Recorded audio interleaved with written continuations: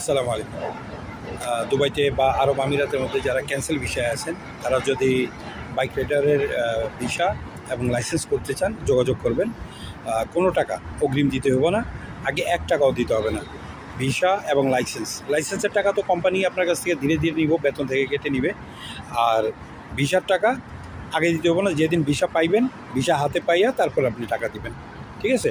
এবং ভিসা যেদিন পাবেন সেদিনই ওই কোম্পানিতে জয়েন করতে হইব।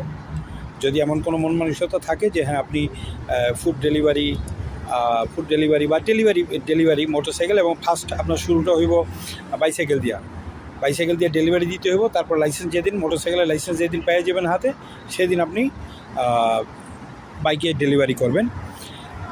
বাইক, মোটরসাইকেল কোম্পানি দিব, লাইসেন্স কোম্পানি দিব, তেল কোম্পানির, সব কিছু কোম্পানির, আপনি শুধু ডেলিভারি করবেন এবং কমিশন নেবেন, ঠিক আছে? তো যদি কেউ ইন্টারেস্টেড থাকেন, যোগাযোগ করবেন ইনশাল্লাহ। টেনশনের কোনো কারণ নাই, কোনো অগ্রিম টাকা দিতে হবে না, কোনো ধরনের প্রতারণার শিকারই হবেন, একবারে ক্লিয়ার।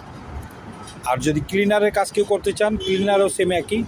ক্লিনারের আগে ভিসা পাইবেন, তারপরে আপনি টাকা পরিশোধ করবেন, ঠিক আছে? আগে কোনো টাকা দেওয়ার কোনো দরকারই নেই। ভিসা হাতে পাইবেন, তারপরে আপনি ভিসার টাকা পরিশোধ করে ওই দিনই কোম্পানিতে জয়েন করবেন।